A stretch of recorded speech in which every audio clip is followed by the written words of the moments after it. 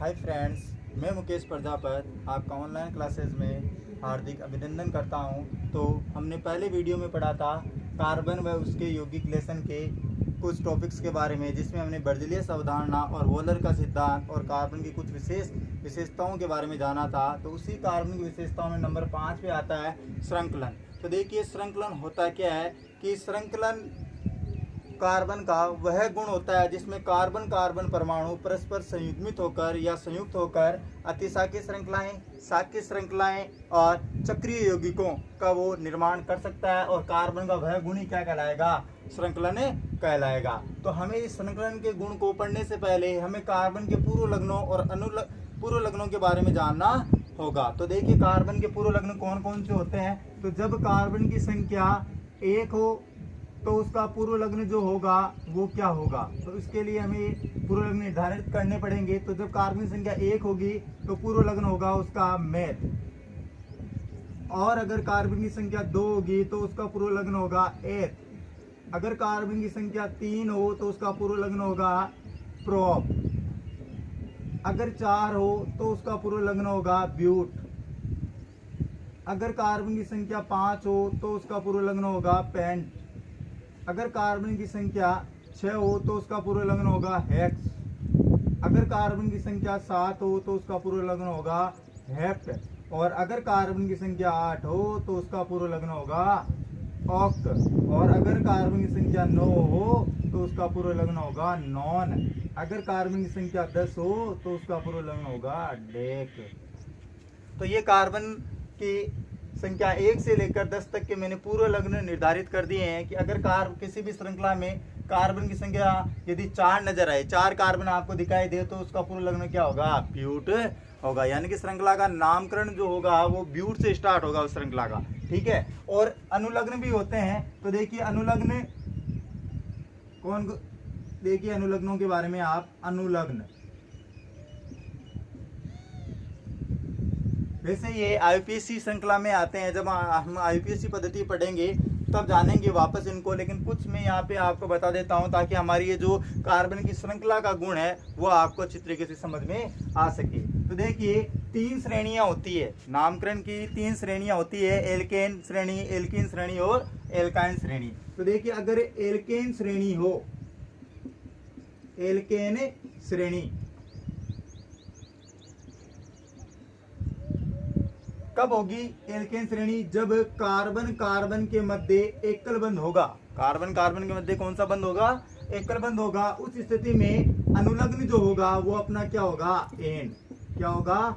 N. यानी कि alkene श्रेणी का अनुलग्न क्या होगा? एन। इस स्थिति में जब कार्बन कार्बन के मध्य कौन सा बंध उपस्थित हो? सिंगल बंध उपस्थित हो।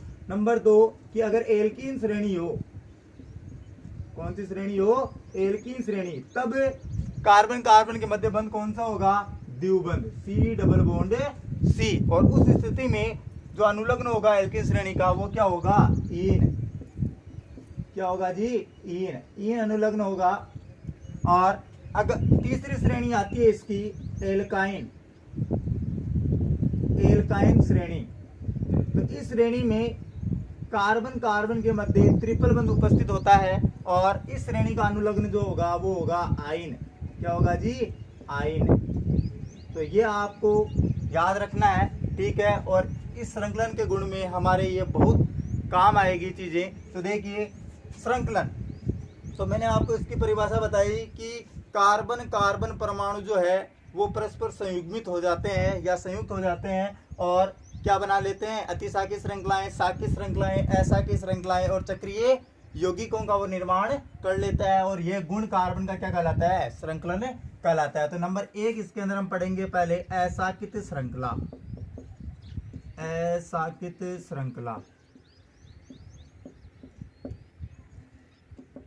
तो आप इसके अंदर से कोई भी ले लीजिए कि कार्बन संख्या यदि आपको 4 लेनी है तो ब्यूट होगा। फिर आप एल्केन श्रेणी का अनुलग्न एन जोड़िए तो क्या बन जाएगा? ब्यूटेन।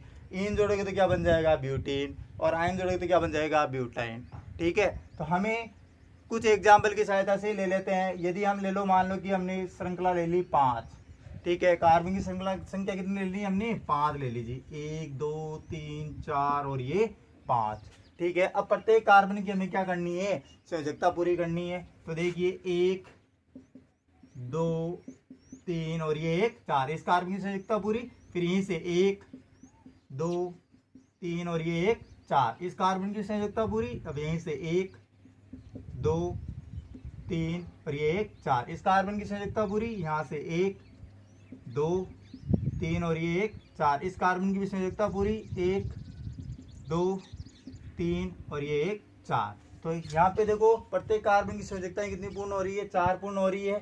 इसका मतलब हमारी जो श्रृंखला है वो क्या है, सही है। अब हमें इस श्रृंखला का नाम देना हो तो क्या होगा, देखो 5 कार्बन दे रखे हैं, 5 कार्बन की संख्या, तो कौन सा होगा, पेंट। कार्बन कार्बन के मध्य में बंध कौन सा है, सिंगल बंध आ रहा है, ठीक है। तो सिंगल बंध आए तो अंत में अनुलग्न क्या जोड़ेंगे हम, एन। तो पेंट धन एन क्या बन जाएगा, पेंटेन। पेंट धन एन क्या बन गया जी, पेंटेन। तो ये अपना असाकित श्रृंखला हो गई। इसी प्रकार आप प्रोपेन की बना सकते हो, हेक्सेन की बना सकते हो, हेप्टेन, अनेक 10 के 10 यौगिक आप यहाँ पर बना सकते हो।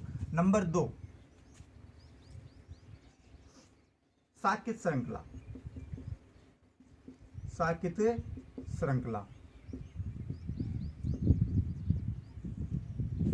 तो साकित श्रृंखला यानी कि इसकी परिभाषा हम नाम से पता चल रहा है, साकित यानी कि वह श्रृंखला जिसके ऊपर कोई ना कोई प्रतिस्थापित समूह जुड़ा हुआ होगा। कार्बन की ऐसी श्रृंखला जिसके ऊपर कोई ना कोई प्रतिस्थापित समूह जुड़ा हुआ होगा वो क्या कहलाएगी, साकित श्रृंखला कहलाएगी। एग्जाम्पल के लिए हम ले लेते हैं यहाँ पर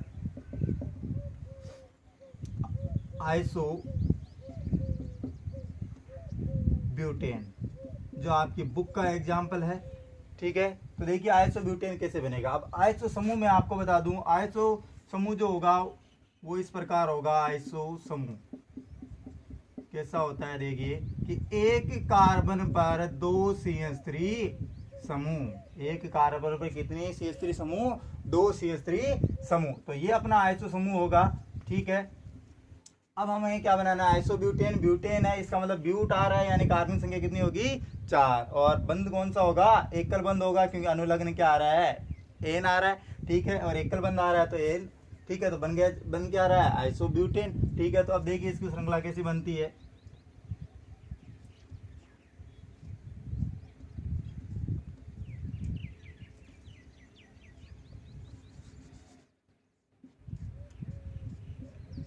ये 4 कार्बन हो गए, ठीक है। अब इन 4 कार्बनों की हमें क्या करनी है, संयोजकता पूरी करनी है। आइसो ब्यूटेन ही तो बनाना है हमें, ठीक है। तो देखिए ये CH3, यहाँ पे भी 3, ठीक है। और यहाँ पे H, यहाँ पे CH3। अब देखिए प्रत्येक कार्बन की संयोजकता, ठीक है। तो 3 और 1 ये 4, इस कार्बन की संयोजकता पूरी। 3 और 1 4, इस कार्बन की भी संयोजकता पूरी। अब यहाँ पे देखिए 1 2, तीसरा ये हाइड्रोजन हो गया, चौथी ये संयोजकता, इस कार्बन में भी संयोजकता हो गई पूरी 4। यहाँ से 1 और ये 3 4। तो ये जो अपना बना क्या बना, आइसो ब्यूटेन। इस प्रकार आप आइसो पेंटेन का भी निर्माण कर सकते हो। तो देखिए आइसो पेंटेन, आइसो पेंटेन, ठीक है। तो आइसो पेंटेन कैसे होगा भाई, कार्बन की संख्या कितनी हो जाएगी, पहले 4 थी तो अब कितनी हो जाएगी, 5 हो जाएगी। तो देखिए 1 2 3, फिर इधर C, यानी 5 कार्बन हो गए। अब यहाँ पर पहले की तरह ही करना है, ये अपना आइसो समूह दिख रहा है, तो ये CH3, यहाँ पे 1 H, ठीक है। अब हमें क्या करना है कि यहाँ तक तो आपको आ रहा है, यहाँ से वापस संयोजकता पूरी करके देख लो। 3 और 1 4, 3 और 1 4, 1 2 3 और 1 4। अब इस कार्बन की संयोजकता पूरी करनी है, तो 1 2 3 और ये 1 4, इस कार्बन की संयोजकता पूरी हो गई, क्योंकि हमने यहाँ पे 2 हाइड्रोजन लगा दी। अब यहाँ पर 1 है तो 3 कम पड़ रहे हैं, तो यहाँ पे क्या लगा दो, H3। तो ये बन गया अपना आइसो पेंटेन, ठीक है। अब नंबर 3 हमने असाकित पढ़ लिया, साकित पढ़ लिया। तो अब हम पढ़ेंगे अति साकित श्रृंखला। अति साकित श्रृंखला यानी कि वह श्रृंखला जिसमें प्रतिस्थापियों की संख्या क्या होगी, ज्यादा होगी, ठीक है। तो आपके बुक का एग्जाम्पल ले लेते हैं, आइसो ऑक्टेन। एग्जाम्पल यहीं से यहाँ देखते हैं, एग्जाम्पल ले लेते हैं यहाँ का, आइसो ऑक्टेन। अब देखिए नाम क्या आ रहा है, पहले पूर्व लग्न क्या आ रहा है इसमें, ऑक्ट यानी कार्बन संख्या कितनी होगी 8। अंत में क्या आ रहा है, एन यानी कि श्रेणी कौन सी है, एल्केन। और एल्केन श्रेणी में कार्बन के बंध कौन सा होता है, सिंगल बंध, यानी अनुलग्न क्या आ रहा है, N आ रहा है इसलिए। तो अब यहाँ पे हमें समझ में आ गया है कि 8 कार्बन की श्रृंखला होगी, ठीक है। और उन 8 कार्बनों के मध्य में बंध कौन सा होगा, सिंगल बंध होगा। तो देखिए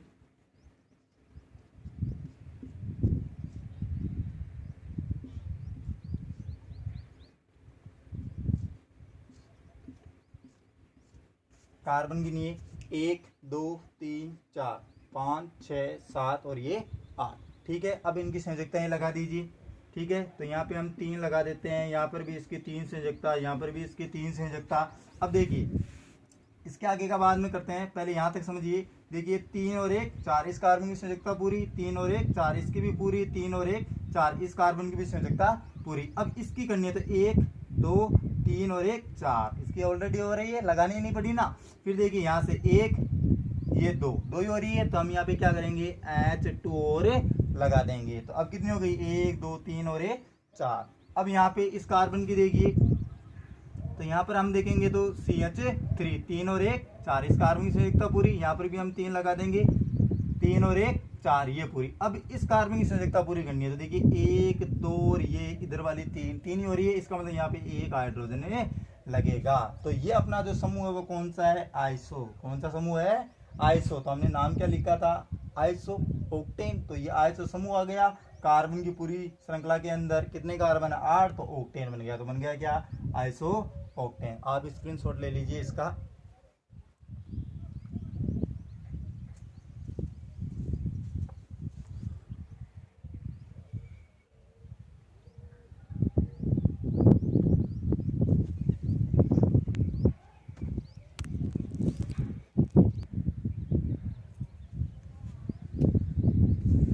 स्क्रीनशॉट ले लिया होगा आपने।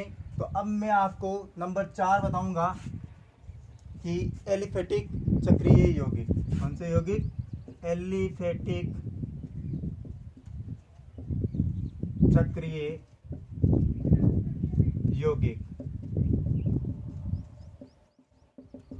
इसका एग्जाम्पल हम लेंगे साइक्लोब्यूटेन। एग्जाम्पल इसका होगा साइक्लोब्यूटेन।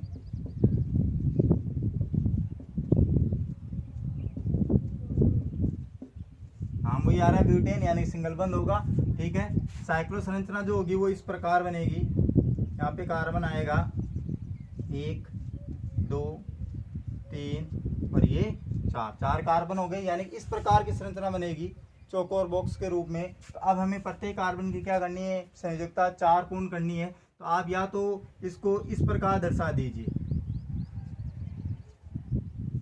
यानी कि 2 हाइड्रोजन।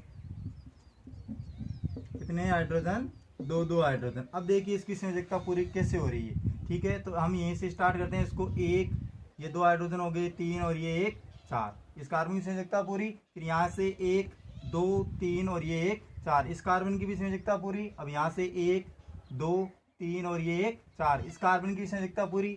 1 2 3 और ये 1 4, यानी कि इस कार्बन की भी संयोजकता पूरी। अब आप ध्यान रखिए कि इसको इस प्रकार भी आप दर्शा सकते हो, साथ ही साथ आपको ये इस प्रकार भी आप इसको लिख सकते हो, CH2 CH2 CH2 CH2, ठीक है। तो ये भी अपना क्या है, साइक्लोब्यूटेन ही है।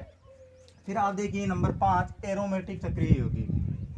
नंबर 5 एरोमेटिक चक्रीय यौगिक। इसका एग्जाम्पल हम लेंगे बेंजीन।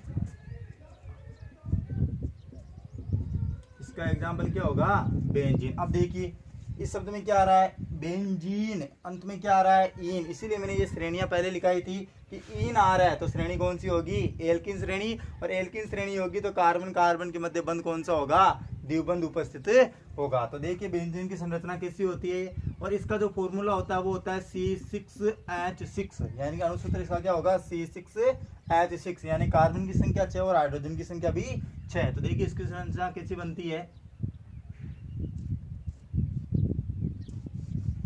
यहाँ देखिए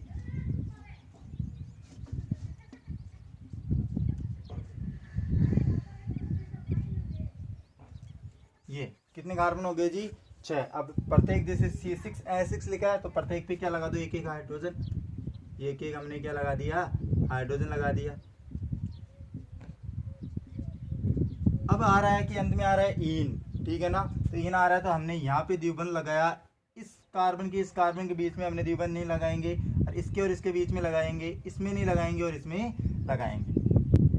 तो अब देखिए कार्बन की संयोजकताएं 4 पूरी हो रही है या नहीं हो रही है। तो हम यहाँ से स्टार्ट करते हैं इसको। देखिए 1 2 और ये 2 4, इस कार्बन की संयोजकता पूरी। अब यहीं से स्टार्ट करो वापस, 2 3 ये वाला 4, इस कार्बन की संयोजकता पूरी। 1 2 और ये 2 4, इस कार्बन की भी संयोजकता पूरी। फिर यहीं से वापस 1 2 तो ये रहे 3 और ये 1 4, इस कार्बन की भी संयोजकता पूरी। 1 2 ये 2 4, इस कार्बन की संयोजकता पूरी। अब यहीं से वापस स्टार्ट करो, 2 3 और ये 4, ये कंप्लीट।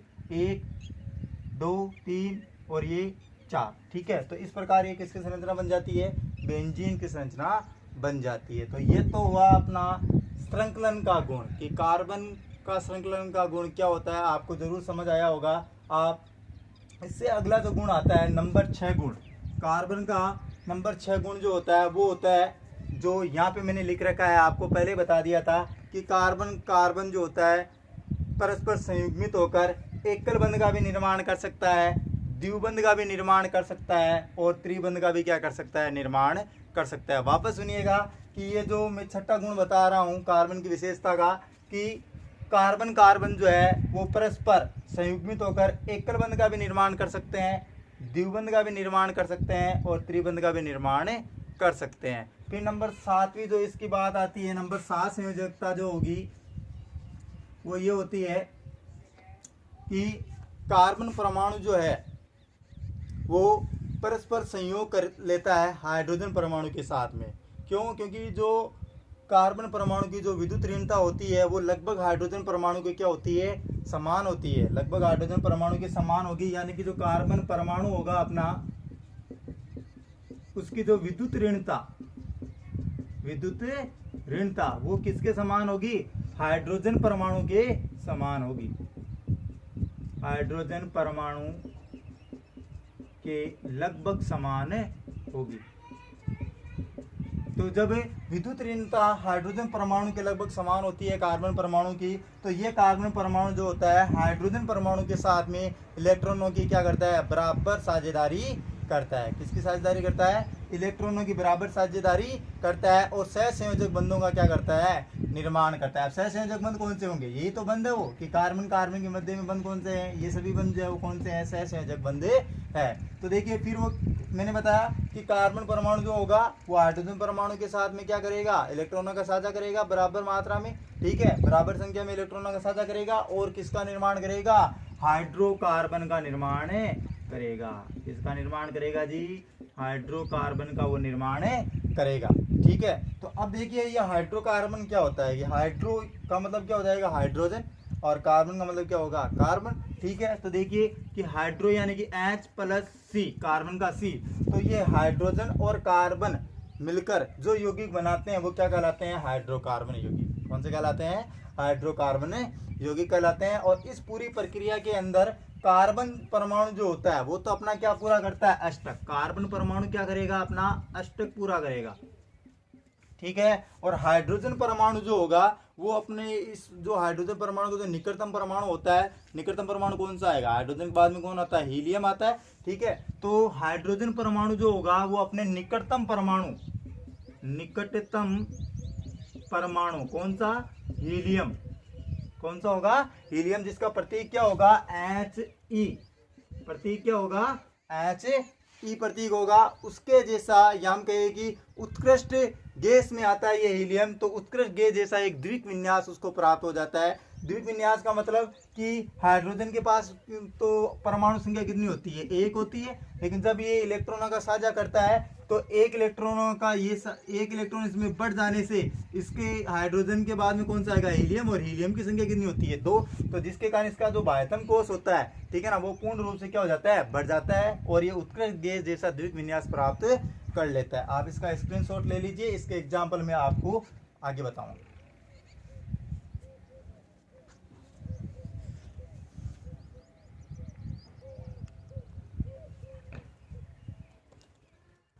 फ्रेंड्स आपने स्क्रीनशॉट ले लिया होगा, तो अब मैं आपको बताऊंगा कि किस प्रकार हाइड्रोजन परमाणु का जो पास का परमाणु होता है हीलियम, वो कैसे द्विक विन्यास प्राप्त कर लेता है और कार्बन किस प्रकार अपना अष्टक पूरा कर लेता है। तो इसके लिए हम एग्जाम्पल नंबर 1 देखेंगे, मेथेन।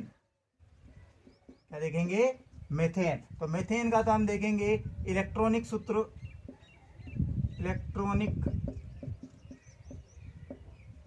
सूत्र, जिसे हम इलेक्ट्रॉन बिंदु संरचना भी बोलते हैं। क्या बोलते हैं? इलेक्ट्रॉन बिंदु संरचना। ठीक है। और इस मेथेन के ही हम क्या देखेंगे? संरचना सूत्र भी पढ़ेंगे। मेथेन का संरचना सूत्र।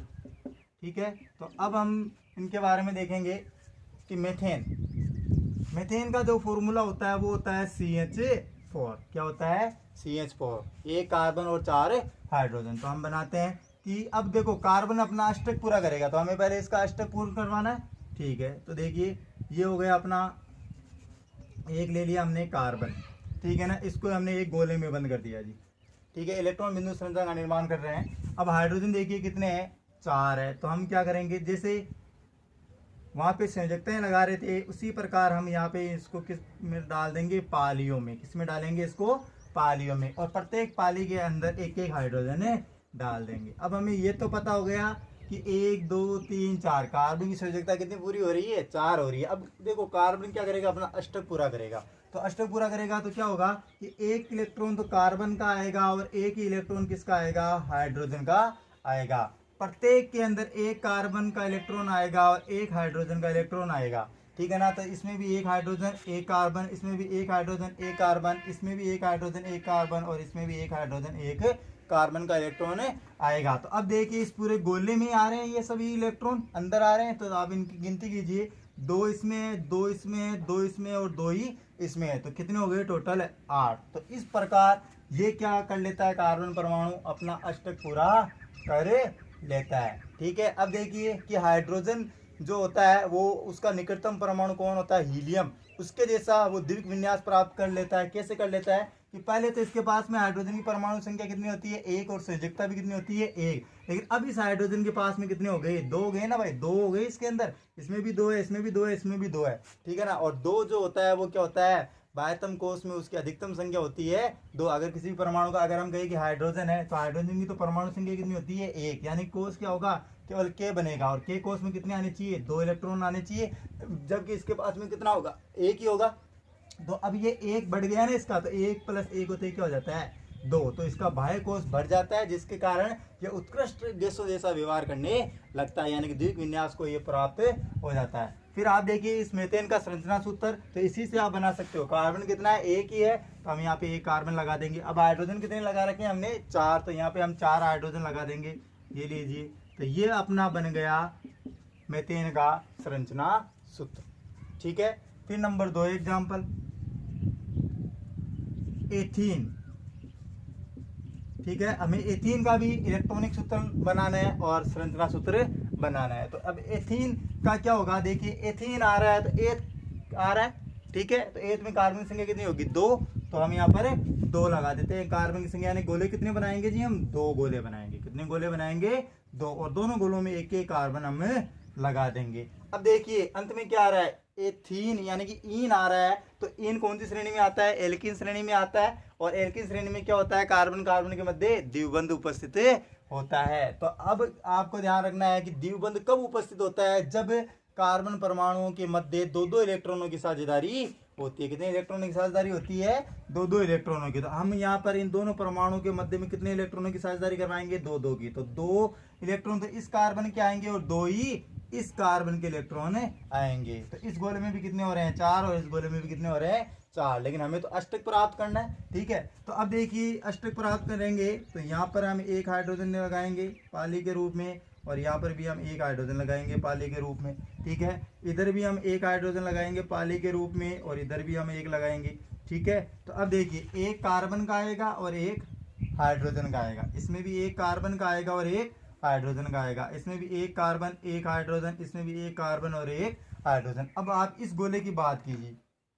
इस गोले में कितने? 8 इलेक्ट्रॉन हो रहे हैं या नहीं हो रहे हैं? 2 इसमें रहे, 2 इसमें रहे, कितने हो गए? 4। और यहाँ पे ये 4 ये रहे, तो ये कार्बन परमाणु अष्टक हो गया ना, इसका 8 इलेक्ट्रॉन पूरे हो गए।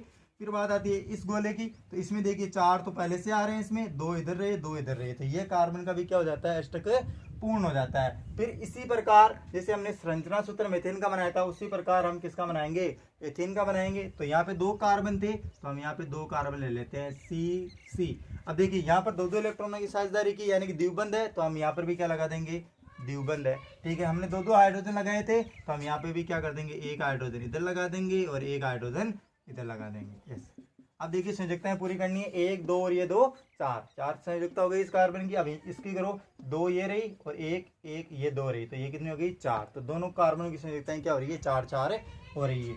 Number 3 example, ethyne.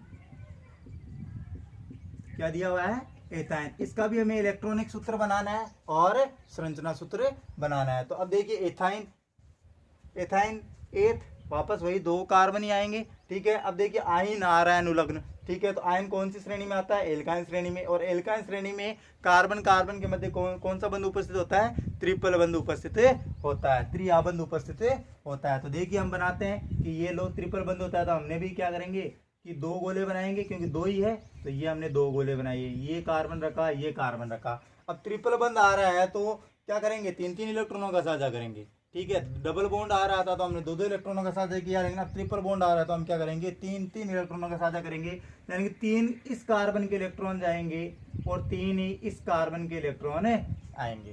ठीक है, अब देखिए 6 तो हो रहे हैं ना। ठीक है, अब अष्टक पूरा करने के लिए क्या करना चाहिए, हमें 8 चाहिए, तो हम 1 पाली इस ओर लगा देंगे और 1 पाली इस ओर लगा देंगे, तो इधर भी हाइड्रोजन और इधर भी हाइड्रोजन। अब इस कार्बन का तो आएगा 1 इलेक्ट्रॉन और इस हाइड्रोजन का भी आएगा 1 इलेक्ट्रॉन। इसमें भी क्या होगा, 1 कार्बन का और 1 हाइड्रोजन का इलेक्ट्रॉन आएगा। तो अब इस गोले की बात करें तो इस गोले में देखिए 2 ये रहे और 6 ये रहे, तो कितने हो गए, 8, यानी कि इस कार्बन का अष्टक क्या हो गया, पूरा हो गया। अब इधर देखिए ये इस गोले में 6 तो ये आ जाएंगे, 2 ये हो जाएंगे, तो कितने हो जाएंगे, 8। तो इस प्रकार ये एथाइन का इलेक्ट्रॉनिक सूत्र या इलेक्ट्रॉन बिंदु संरचना बन जाती है। और अब देखिए इसका संरचना सूत्र बनाना है, तो संरचना सूत्र कैसे बनेगा कि देखिए कि कार्बन कितने हैं, 2 ही है, तो हमने यहाँ पे 2 कार्बन लगाएंगे। हमने कितने इलेक्ट्रॉनों का साझा किया था, 3 इलेक्ट्रॉनों का, यानी कि ट्रिपल बंध इसके अंदर उपस्थित होगा, तो ये हमने ट्रिपल बंध लगा दिया।